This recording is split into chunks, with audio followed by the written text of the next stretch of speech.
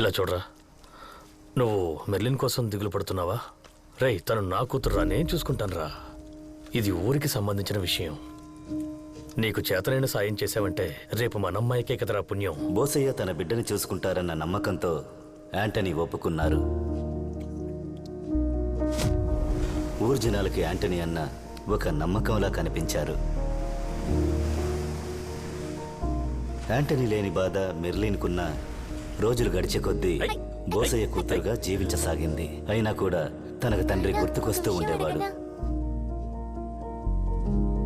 త్వరలో వచ్చేస్తారని సముద్రంలోకి పంపారు కదా, మా నాన్న ఎప్పుడొస్తారు?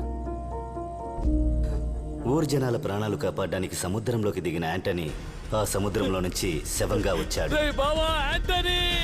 మెర్లిన్కి ఏం చెప్పాలో అర్థం కాక వెళ్ళనన్న వాణ్ణి బలవంతంగా పంపించిన అపరాధ భావం ఆయన్ని వేధించింది.